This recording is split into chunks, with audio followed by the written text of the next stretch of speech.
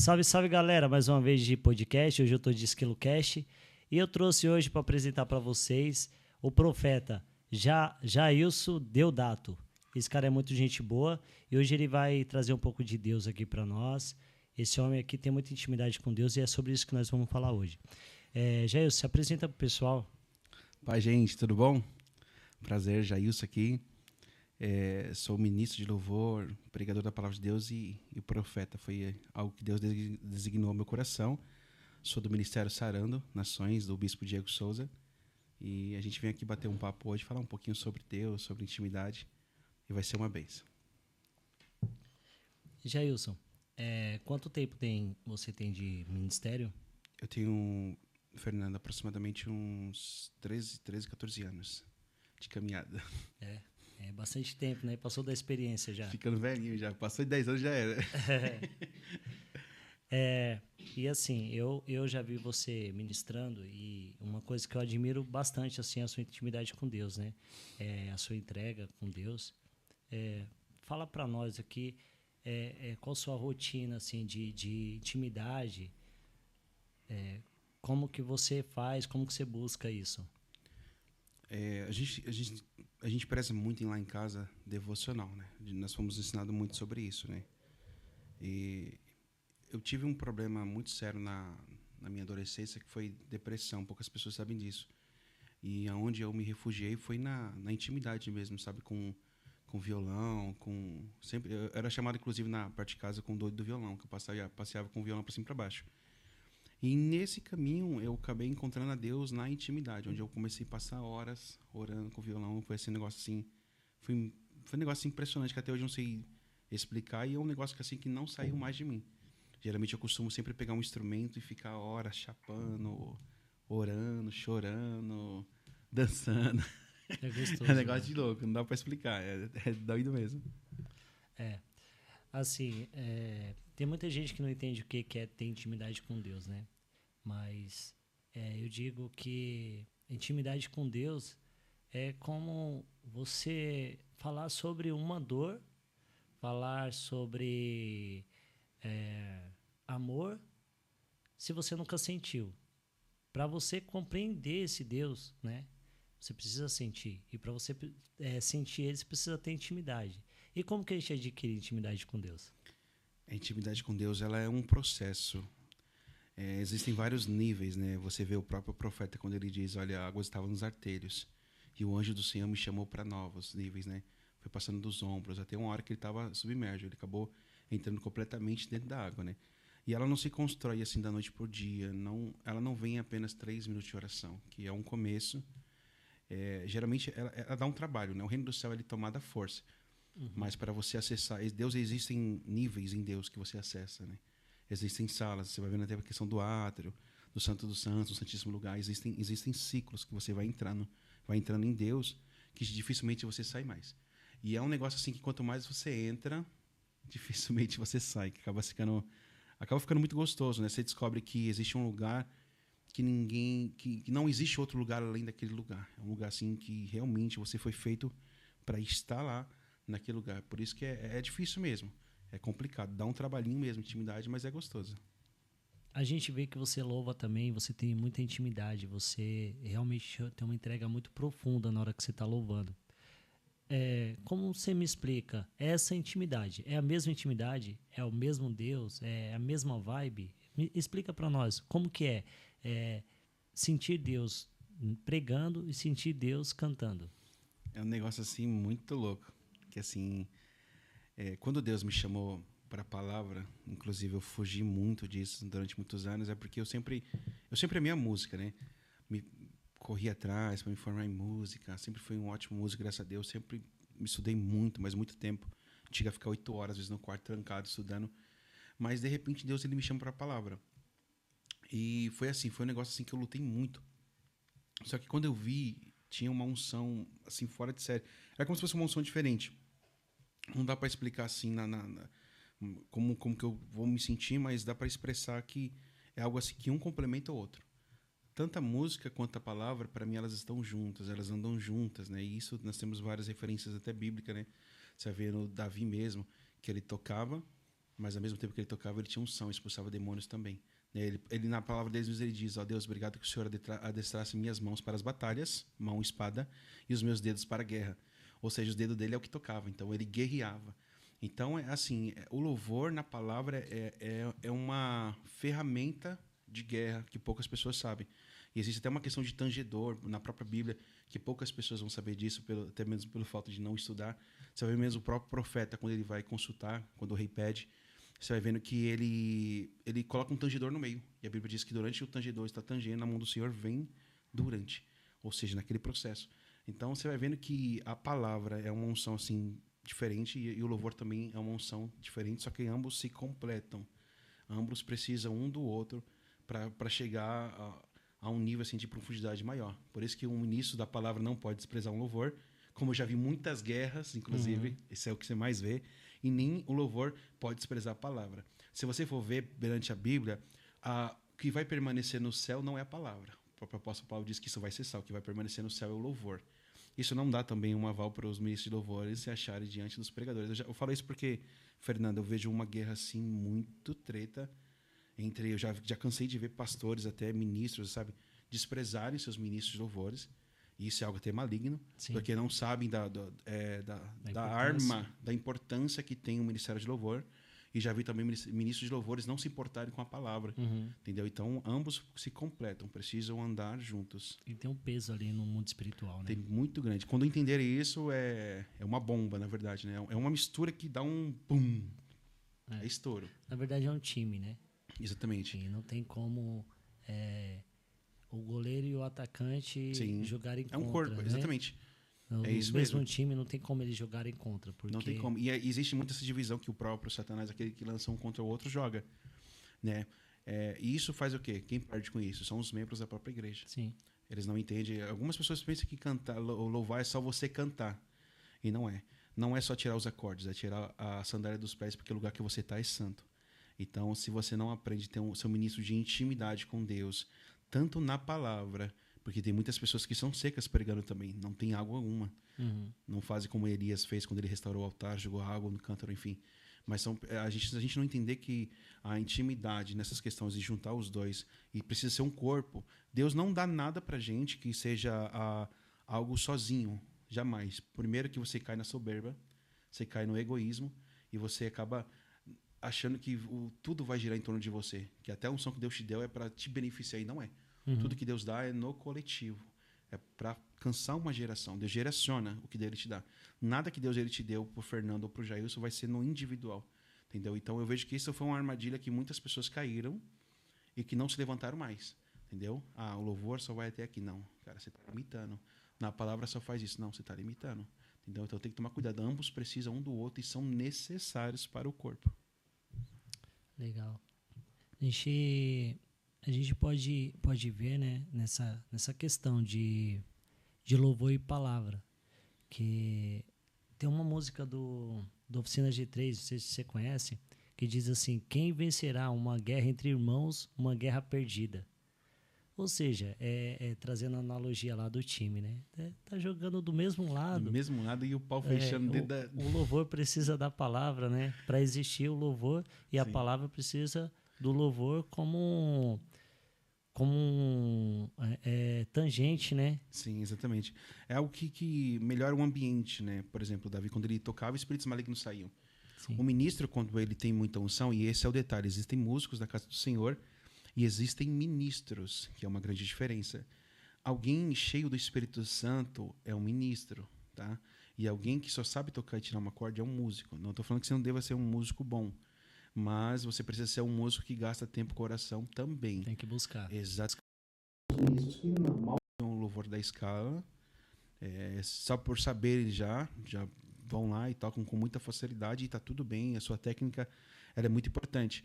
Mas se você não tiver tempo com Deus, eu digo de horas, por exemplo, nós estamos numa época, Fernando, que nós não vemos os ministros falarem mais de consagração.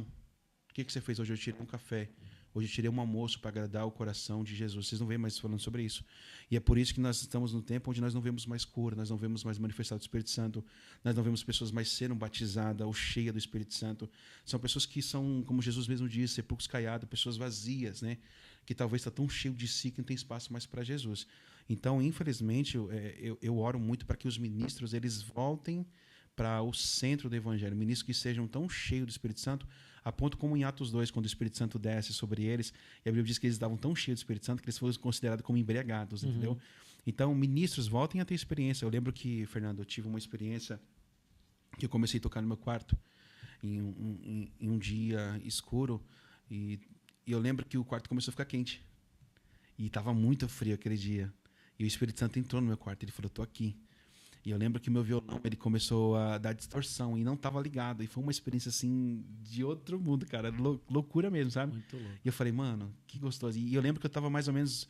Eu estava mais de 1 hora, cara, chapando, chorando. Cara, foi muito louco aquele dia. Então, são experiências dessas que a gente tem no quarto que ninguém tira da gente. Entendeu? Você não consegue essa experiência numa escala. Você não consegue essa experiência em 30 minutos de louvor, né? E na verdade eu faço até uma pergunta: quem é você atrás de 30 minutos de louvor, de uma escala? Quem é você atrás de uma guitarra, de um solo, né? Quem é o Fernando atrás do solo? Tem um Fernando que ele ama. Jesus não tá nem aí para os seus acordes. É bom você fazer, são lindos, agrada as pessoas. Jesus está muito mais preocupado com o seu coração. Não adianta você ter acorde, mas Jesus não consegue ter seu coração. Então, a intimidade, como nós comentamos aqui no começo, tem sido, sabe, muito importante e tem feito falta nos últimos dias, porque nós não vemos ministros cheios do Espírito Santo. E, infelizmente, esse até eu falo isso com muita dor no coração. É difícil você ver um ministro que pega e fala: quando que a gente vai cantar? Vamos tal dia, tá? Vamos se consagrar? Que houve uma época que os ministros, eles tinham... Então, houve uma época dos calos no joelho, ainda mais das senhorinhas e tal, dos coques, fala muito sobre isso, que eles se consagravam muito e oravam muito, sabe? Eu lembro das festividades, ainda mais quem da Assembleia vai lembrar que eles se consagravam antes do congresso ou diante de uma apresentação. Deus, ele ama muito mais a preparação do holocausto do que a própria execução. Deus, ele ama isso. Então, você vai se preparar, falar, poxa, é o temor, né? Tem ministros que já não tem mais temor. Para eles é importante subir e fazer um som. Eles amam isso e isso é gostoso. Só que eles deveriam amar mais a Cristo do que os seus acordes. Eles deveriam amar mais a Cristo do que a sua reputação e seus acordes que fazem bem para o seu ego como músico. Da hora. Você falando assim, eu trouxe uma ilustração. Quando você vai entregar um presente, quando você realmente ama essa pessoa que você está entregando um presente, você não vai entregar o presente. Você vai se preocupar com o embrulho do presente. Para a pessoa, tipo assim, ela não vai ter importância com aquilo, ela quer o presente, mas você vai querer a melhor embalagem, você vai querer, né? Você vai colocar um lacinho ali, você vai ter toda uma preparação. E acredito que você estava falando disso, né? De você se consagrar, de você orar, de você buscar. Deus, ele quer o produto final, que é teu coração. Sim. Mas você tem que se preocupar em entregar algo com amor, né? Que quando a gente se preocupa com onde a gente vai comprar o presente, a gente se preocupa como que a gente vai embalar o presente, a gente está demonstrando amor ali. Sim, né? Você demonstra amor para Deus quando você olha a escala do seu líder que ele mandou para você e as músicas você passa tempo com ela, você demonstra amor por Deus, você demonstra dedicação. Isso para Deus é muito importante. Quando você se consagra, você está ganhando os pontos com Deus. Você está falando, poxa, Deus, eu estou querendo me entregar o melhor para ti. É tanto que você pega no Antigo Testamento o sumo sacerdote, não o sacerdote, que eles eram ensinados para isso, mas o sumo sacerdote, ele tinha a obrigação de todas as manhãs trocar cinzas para que o fogo que era dado por Deus permanecesse aceso, né? Então, que a Bíblia vai falar sobre o fogo arderá continuamente sobre o altar e não se apagará. Então, é obrigação do ministro não deixar o fogo se apagar. E é uma pergunta que eu faço muito: aonde está o fogo? Cadê o fogo que a gente procura? A gente não vê mais. A gente não vê mais pessoas emocionadas. É tanto que algumas pessoas, Fernando, eu falo isso, que eu analiso muito, e é sem querer, isso é do meu chamado, eu vejo que as pessoas entram numa onda agora de Medley. E eu estava analisando muito sobre isso, sabe? E Medley é como se fosse um álcool no fogo. Você joga, ele acende. Só que ele não vai permanecer o fogo aceso. O que permanece o fogo aceso é lenha. E se você não tiver lenha, se você não tiver, sabe, o altar restaurado, se você não tiver o Espírito Santo, você não vai passar de aplausos ou até mesmo de tribais, sabe, na bateria. Você não vai passar disso, cara. E tem muita gente confundindo emoção com unção. Não tem nada a ver uma coisa com a outra. A unção é que quebra julgo. A emoção pode derramar até lágrima, mas o que quebra julgo, o que restaura uma casa, o que tira demônios, espíritos malignos, como o Davi mesmo fazia, é a própria unção. Então, ministros com unção, cara, nós temos que orar, porque eles estão cada vez mais raros e estão sumindo. Verdade. É uma coisa que eu sempre digo, né? Que quando a gente chega na segunda-feira e não está sentindo o que sentiu no domingo, a gente tem que começar a se preocupar. Né? Exatamente. Chegou na segunda e você vai orar e não sente aquilo que você sentiu no domingo, você precisa estar lá Sim. dentro do templo para sentir aquilo que você sentiu. Tem algo errado com você, porque você tá sentindo por embalo. Você precisa ter intimidade o suficiente para dobrar os seus joelhos no seu quarto e sentir a mesma presença que você sentiu no domingo. Porque o mesmo Deus que estava lá é o mesmo Deus que vai te visitar no seu secreto. Exatamente. E é uma geração que fica dependendo do altar, do fogo do altar, do fogo do líder, que o líder pega uma madeira para ele poder esquentar e parece que nem o próprio apóstolo Paulo diz, um bando de criancinha que não aguenta alimento sólido, porque só querem só uma mamadeira, sabe? Só querem se aproveitar de uma liderança. Eu vejo muito isso, cara, sabe? De às vezes até mesmo eu estar terminando uma pregação, as pessoas pedirem oração, no fundo, fala, poxa, você não escutou o que Deus falou na palavra, sabe? Você vê que são... E algumas pessoas não fazem nem por mal, mas porque não são ensinadas mesmo nisso. Mas o que influencia não é o altar que tem que influenciar a sua casa. Respeita o altar, mas o que tem que influenciar a sua casa tem que influenciar o altar. Uhum. Você já tem que sair de casa já queimando. Você pega uma das passagens que Jesus ele baixa a unção de Indiana Jones, que ele pega o chicote no templo e vira as mesas dos cambistas. Uhum. Se você for ver, a pomba estava presa. A presença estava presa. E segundo a lei judaica, o pai deveria ensinar para os seus filhos, que era de costume, que eles alimentassem a pomba ou alimentassem o cordeiro durante o ano todo, para quando na propiciação ou quando ele fosse entregar a oferta, ele mostrasse para ele, fala, gente, cuide com muito amor o que vocês estão fazendo aqui em casa, porque esse que vocês estão fazendo aqui em casa, nós vamos oferecer ao Senhor. Só que era de costume eles não faziam mais o que eles faziam, aquele de costume dentro de casa. E eles começaram a comprar na porta do templo. Então pararam de fazer o que era para fazer para Deus dentro de casa. E Jesus ele aparece por isso, revirando as mesas. Ele está falando, a casa do meu pai é casa de oração, não é casa de cambistas, de pessoas que querem ganhar dinheiro. Só que vocês estão esquecendo que eu quero que vocês façam dentro de casa. Se não adianta vocês me trazerem para o templo, sendo que eu não estou com vocês dentro da casa de vocês. E isso é pesado. É forte. Eu estava conversando com um amigo meu lá no trabalho e ele me fez uma pergunta, né? Por que as pessoas saíam do caminho do Senhor e ia fazer várias coisas erradas, né? Aí eu falei para ele, é o seguinte, ó, quando você realmente conhece a Deus, mesmo que você desvia do caminho, você sai do caminho, você não vai fazer coisa errada, porque você teve intimidade com Deus. E por que a maioria das pessoas saem do caminho e vai fazer coisas erradas? Porque eles saíram dali, da presença dos seus pastores, dos seus líderes, e eles aprenderam a respeitar os seus líderes. E só os seus líderes. Não, Deus. Eles não foram ensinados a respeitar Deus. Novo. Porque os líderes deles não estão vendo. Só que não tem entendimento que Deus ainda continua vendo. Exatamente. As pessoas, quando elas vão errar, o Fernando fala muito sobre isso, até com os meus filhos. Sabe o que elas fazem? Elas olham para o lado, para frente, e vê se tem alguém olhando para ver se elas poderem errar. Dificilmente elas olham para o alto, para ver se Deus está vendo. E diante de Deus, como o próprio apóstolo João diz em uma das cartas das 7 igrejas, ele vai dizer que os olhos de Deus é como chama de fogo. E não passa nada, absolutamente nada. Não passa um olhar seu que você tem errado contra o ministro, não passa uma ideia que você tem errado contra o seu pastor, não passa uma inveja que você tem talvez de um ministro que toque melhor do que você e você não consegue se segurar e Deus precisa tratar esse coração podre, você não passa nada. Entendeu? E eu várias vezes foi isso. Eu lembro que teve uma vez que tinha um rapaz pregando e é muito bom você saber sobre as suas chagas, suas feridas, porque Deus te trata. Isaías mesmo diz, ai de mim que somos lábios impuros, Deus toca na onde nele? Nos lábios dele. E eu lembro que tinha um rapaz pregando e o Espírito Santo perguntou para mim, falou, Jailson, você prega mais do que ele, não é? Eu falei, Espírito Santo, eu já sabia que ia vir paulada. Eu falei, acredito que sim.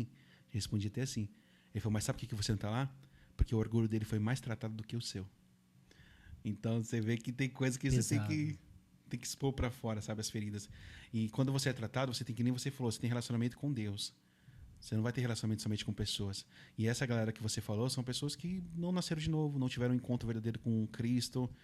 Porque uma vez que você conheceu Jesus, Uma vez que eu coloquei os meus olhos em ti, nada mais me satisfaz. Já era, cara. Quando você encontra Jesus no caminho, as palavras dele ardem no seu coração, como a galera do caminho de Emaús, não tem como você ser o mesmo.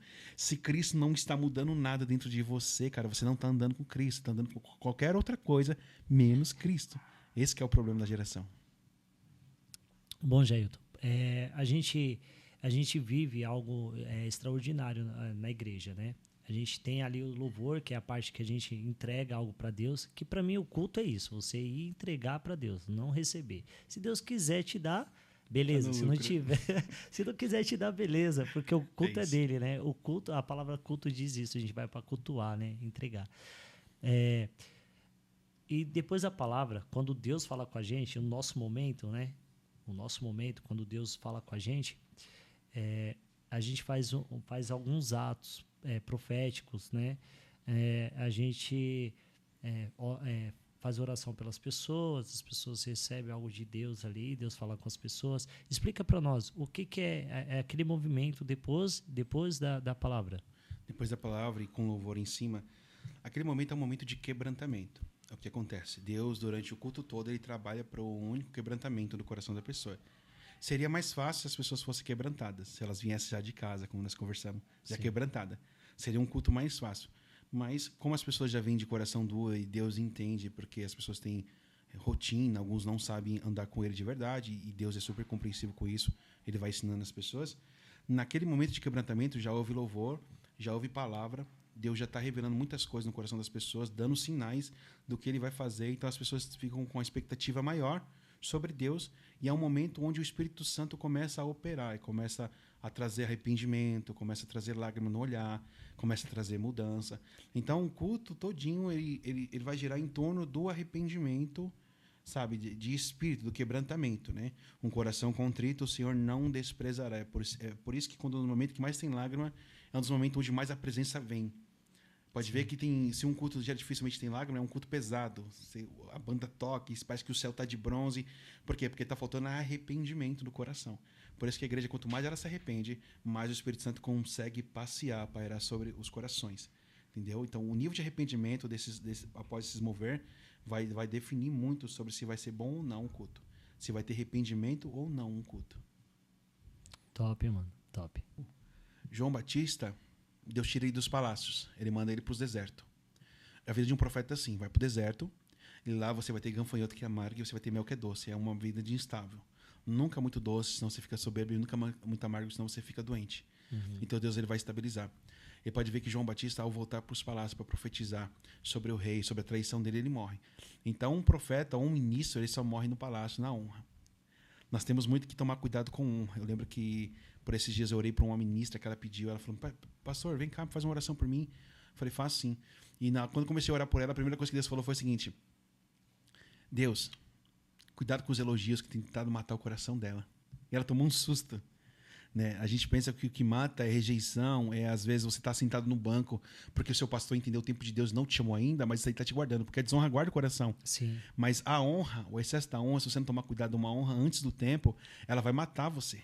Entendeu? Então, muita bajulação, você saber que você é bom, você acatar isso, colocar no coração, uma das síndromes luciféricas, se você for ver. Satanás pensava que ele era bom. Eu sou bom, eu sei fazer. Então, saber fazer é perigoso. Por quê? Eu, antigamente, Fernando, eu orava para Deus me usar. Hoje em dia, eu oro para eu não usar a Deus. Isso é perigoso saber fazer. Se não tomar cuidado, você vai numa rota que você acaba pegando a glória de Deus, fazendo um caixa 2, colocando no seu bolso, e você fica leproso, porque você já não tem mais lágrima no olhar, você já não ministra como antes, você já não passa mais tempo orando como antes. Você é um cara que, às vezes, você fica... eu já vi muito ministro fazer isso, e pelo profético eu consigo ver. Eu já vi ministros invejando outros ministros de não adorar, estar sentado no banco, não adorar porque ele se incomodou que o irmão que está lá em cima tem mais adoração, mais tempo com Deus. Por quê? Porque você é leproso, você tem síndrome de Caim. Você está querendo matar o seu irmão porque a oferta do seu irmão foi melhor do que a sua. Você não tem vergonha na cara de você passar tempo, intimidade com Deus, horas com Deus, porque você sabe lá Deus o que você faz, e quando você vê alguém que entregou uma oferta de verdade, tem unção, você quer matar. Você quer matar Davi porque você sabe que tem unção. É como Saul. Saul persegue para matar Davi porque sabia que ele tem unção, que ele era escolhido. Então, a gente tem que tomar muito cuidado com o nosso coração. De tudo que tem para guardar, guarde o seu coração, ministros. Pesado. Eu vou ter que perder. E se eu não tiver uma lista, que nem uma lista de renúncia, cara, tá errado. Eu preciso ter como ministro uma lista de renúncia. Você não está em Cristo só porque você não deu certo no mundo. Tem muita coisa que podia dar certo. Eu estou em Cristo porque eu amo Ele e eu posso fazer o errado que eu quisesse fazer. Só que eu não faço porque eu amo a Ele.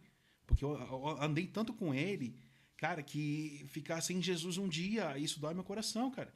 Não dá para mim andar pela manhã na padaria e não ver Cristo nas minhas finanças. Não dá para eu olhar para os meus filhos e não ver Cristo na saúde deles. Não dá para eu subir para o ministério de louvor e não saber que Deus está cuidando da minha vida. Quando eu pregar, Deus está cuidando da minha vida. Numa profecia que eu libero que acontece. Cara, eu vejo Cristo em tudo. Então, eu preciso andar com Ele. Entendeu? É uma das maiores dificuldades de um ministro, cara. É isso, você andar com Jesus. Nos simples atos, né, de abrir os olhos, a gente tem que chegar a Cristo. Jesus está aqui. Porque a gente não é merecedor, né? Então, se exatamente. for por merecimento, a gente não merecia nem abrir os olhos, né, mano? E você toca num ponto muito interessante de merecimento. Porque assim, eu vejo muitos ministros que estão tão cheios de si. Não, eu estou na escala. Não, eu sou o ministro que ministra. Sabe, estão tão cheios de si que Cristo já não habita mais nesse cara. Esse cara louva e é um vazio. Cara, ninguém mais chora quando você está cantando. Cara, você é um sepulcro caiado. Você está vazio de Deus. Uhum. Cara, você precisa voltar ao quarto da oração. Seu altar está seco, que haja lágrima nesse tempo de sequidão da sua vida. Não dá para você andar com Jesus, cara, e algo não acontecer. Aonde Jesus passa, Fernando, sempre tem que existir alguma coisa, cara. Se nem a sua família, se nem as pessoas da sua igreja conhecem você como ministro, que quando você canta não está acontecendo nada, cara, para. Senta, seja humilde. Abre para Jesus, fala, Jesus, eu estou tão seco. Jesus, eu quero fama. Jesus, eu quero like. Jesus, eu quero tudo que o meu coração, sabe, me apraz. Eu quero tudo que o mundo está me oferecendo. Mas eu não quero você. Porque quando você anda com Jesus, Jesus vai falar para você, às vezes, fica sentado. Não canta. Eu lembro, Fernando, que uma vez eu fui pregar numa igreja. E quando eu estava preparando um sermão. E era um sermão muito pesado. Vinha toda a hermenêutica, exegese, vinha tudo, sabe? Pesado mesmo. E tinha muitos doutores naquele dia. E chegou uma hora que a menina teve por isso que eu falo, Deus é simples. Deus é simples. Aquela menina, se as pessoas não conseguem ver Deus na simplicidade, por isso que tem que ser como uma criança. A criança tem sensibilidade em coisas simples, cara. E eu lembro que aquela menininha foi cantar, uma menininha de 13 anos, e ela cantou: alta madrugada vai, já estou deitado, ouço Deus me chamar. E Deus falou naquele momento, falou para mim, falou, Jailson, agora você vai pegar e vai pregar onde eu quero. Eu falei, Deus, mas o sermão que eu fiz, ele falou, eu sou o verbo. Você vai pregar sobre mim, Jailson, você vai pregar onde eu quero. E eu lembro, cara, que aquele culto foi um mover assim, cara, fora de série. E eu falei, Deus, não entendi nada. Ele falou, é isso. Quando eu falo, você se cala. E quando a gente entende, Fernando, que tudo é sobre Ele, não é sobre meu talento, não é sobre a minha técnica, não é sobre a minha unção, é sobre Ele. Quem faz o culto é Ele. Quando eu saio de cena, Deus entra. Ministros, parem de atrapalhar o mover de Deus. Não apagueis o Espírito Santo de Deus. Isso é muito forte, cara. Isso é muito louco. Forte. O que a gente enxerga muito, né, mano? Na questão de cultuar, né? Que a gente vai para a igreja com o intuito de voltar cheio, né? E aí é onde a gente não deixa Deus agir, porque a gente faz, Senhor, me enche, Senhor, faz isso, faz aquilo, Senhor, eu tô aqui para receber de Ti, Senhor, e Deus, ele começa a trabalhar quando você fala assim, ó, Senhor, eu tô aqui, eu trouxe minhas lágrimas, eu trouxe meu louvor, minha adoração, mas se eu não tenho, Senhor, fala sinceridade. E você tocou num ponto muito forte, porque assim, ser sincero com Deus, não dá pra você meter um 7-1 pra cima de Deus. Não tem como. Então você vai pra igreja, eu quero ser cheio, tá? Mas você tá cheio de pecado, você tá cheio de orgulho, você tá cheio de soberba, você tá cheio de falta de perdão. E às vezes as pessoas falam assim, eu quero ser cheios, mas elas não sabem nem do que elas querem ser cheios, porque não tem uma vida espiritual, não conhecem o mundo espiritual. E eu costumo dizer que o mundo espiritual é mais real que o nosso. Eu costumo dizer que é como se fosse Matrix, é outra analogia. Isso é muito sério. Né? Porque assim, eu não consigo saber quem você é. Eu olho para você e aí eu tenho o meu pré-julgamento. Na minha mente, você é isso, você é aquilo outro. Eu te julgo, né? As pessoas estão ao seu derredor, elas te julgam. Mas no mundo espiritual, todos sabem quem é todos. O mundo espiritual Os não tem como anjos se sabem esconder. quem são os demônios sabem quem são os anjos, Sim. os demônios sabem quem somos nós, Sim. os anjos sabem quem somos nós. Biblicamente você vai vendo isso aí. Você vai ver quando os discípulos foram expulsar, o próprio demônio pegou e falou: conheço Paulo, conheço Cristo, mas vocês quem são? Ou seja, eu já passei por experiências assim, eu e minha esposa, de gente manifestar na nossa casa, de nós estamos orando assim, espelho quebrado. O mundo espiritual, como você falou, é muito sério. É muito sério mesmo. Poucas pessoas entendem isso. Se você colocar a mão em alguém que manifestou sem tomar cuidado, você passa vergonha. Ele vai falar tudo que você faz. Sim. Isso é muito sério. Se não tomar cuidado. É por isso que ninguém fica com medo quando alguém manifesta. Então, assim, a pessoa, para falar assim, eu quero ser cheio. Peraí, primeiro você tem que saber do que você quer ser cheio, né? Unção é pra quê? Pra que você quer ser muita unção? Pra quê? É porque pro seu ego? É pros seus likes no Instagram? É pra isso? É porque você viu alguém lá rodando. É gostoso, você viu? Você viu alguém cantando e as outras pessoas chorando. Só que tem preço. Você quer pagar o preço mesmo? Você quer perder? Toda vez que alguém teve encontro com Deus, perdeu alguma coisa. Toda vez que você estiver com Deus, Ele vai te pedir alguma coisa. E se Deus te pedir o seu Instagram, você teria coragem de deletar? E se Deus te pedir para você se afastar de amizades erradas, você vai fazer isso? Deus pedir para você amar mais a Ele do que seu namorado, do que sua namorada, você vai fazer isso? E Deus sempre vai te pedir alguma coisa. Não adianta. E o mais de Deus é menos de nós, né? Então, exatamente. Na verdade, Deus nem precisa da gente, você começa por aí. Deus é embaçado. Ele usa pela misericórdia. Eu quero mais de Deus. Só que aí, nesse cálculo aí, Ele quer menos de você. Mais é menos de você. Quanto mais de Deus você recebe, menos de você tem que querer. Tem que dar. Se você quer mais de você, então, peraí, tem alguma coisa errada. Peraí, eu quero menos de mim, mais de Deus. Aí tá certo. É tanto que às vezes que Deus mais me usou, Fernando, foi às vezes que eu menos tinha um sermão. Eu já cheguei a pregar em seminário de adoração, de ter que pregar 2 horas, e eu tá 5 minutos antes de pregar, e os meninos perguntavam onde você vai pregar, porque eu falei, não sei. Relaxa? Não, porque eu estudo a Bíblia todo dia. E ele lembrará você de pregar tudo que você já leu. E o Espírito Santo. E eu chegar assim, e Deus falar, agora você faz isso. Em 2 minutinhos, 1 minutinho, e cara, a gente prega 2 horas e só Bíblia. E é o Espírito Santo que fez. E agora, se você estivesse preparado, quando Deus ele chama, não é que você está preparado. Deus está falando, cara, quem vai fazer tudo sou eu. Eu vou na frente, na sua diante, eu guardo você na sua entrada, é eu que dou unção, é eu que faço cair dinheiro na conta, é eu que te uso, é eu que coloco as palavras, é eu que aumento a sua mentalidade para você poder estudar mais, é eu que te dou um dom da música, é eu que faço... Meu, Deus vai fazer tudo. Você só tem que só falar, Deus, eis-me aqui e ser sincero com Ele. A gente precisa perder o vício o vício do eu, né? Eu sei, eu posso, eu consigo. Quando a gente diz assim, eu não sei, eu não posso, eu não consigo, quando a gente tem esse entendimento que é Deus que faz, aí Ele faz. Sim. A gente precisa perder esse vício, né? Sim. É tanto que isso que você está falando sobre a questão do vício do eu, nada mais atrapalha o crescimento de uma igreja, a unção de uma igreja, não é nem demônios, é o próprio eu. Uma liderança que ele está estabelecida nele, como o centro da igreja, que a cabeça da igreja é Cristo. Não é você, não.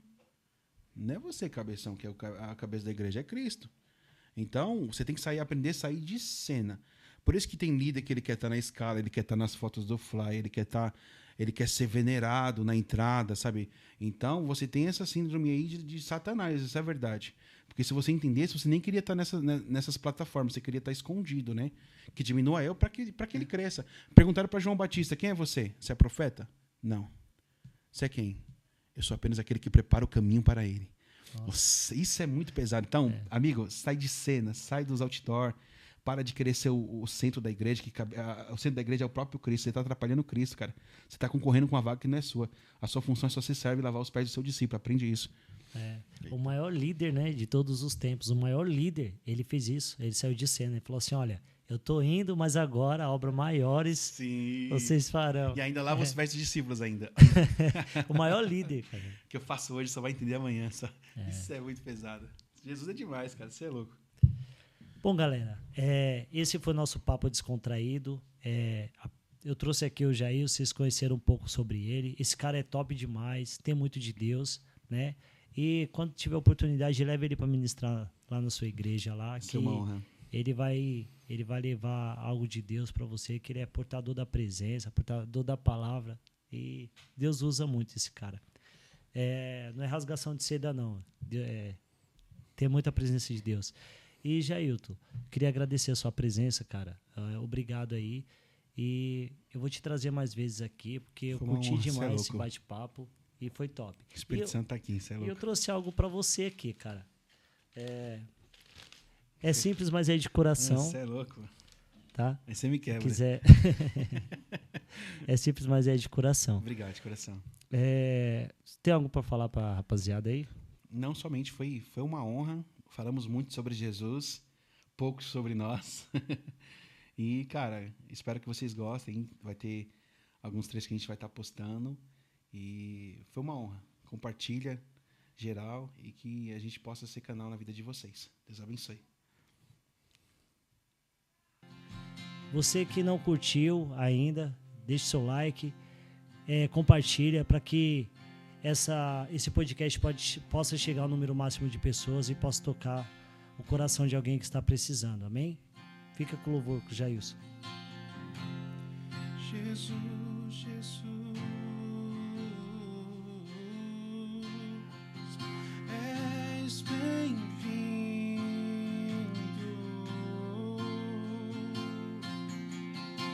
Abre os ouvidos, quero ouvir.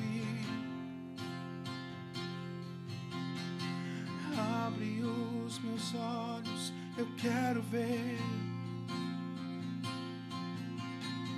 Abre meu coração, quero sentir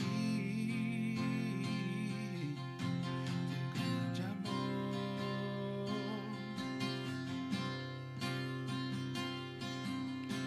teu grande amor.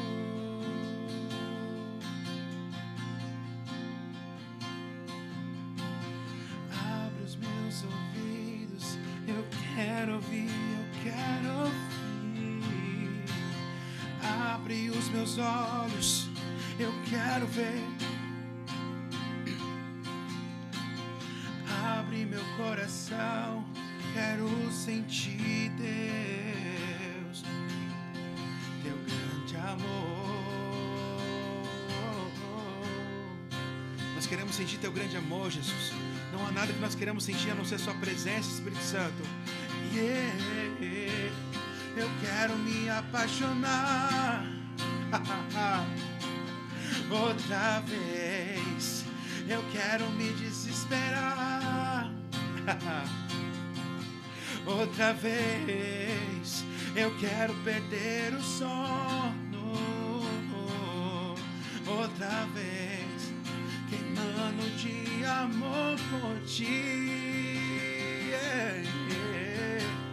Eu quero me apaixonar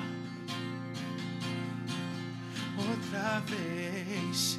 Eu quero me desesperar mais, outra vez. Eu quero perder o sono, ouvir na sua voz a me chamar, Deus. Eu quero queimar de amor por ti. Eu quero queimar de amor por ti e te escutar e te ouvir. Me chama nas madrugadas, me chama de novo, pois eu quero te ouvir e sentir o teu coração. Eu quero me apaixonar outra vez.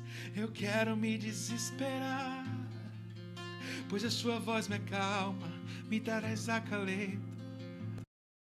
Eu quero ter o sol,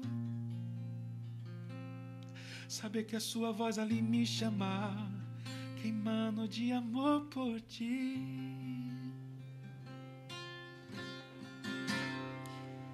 Seu nome seja louvado, Jesus.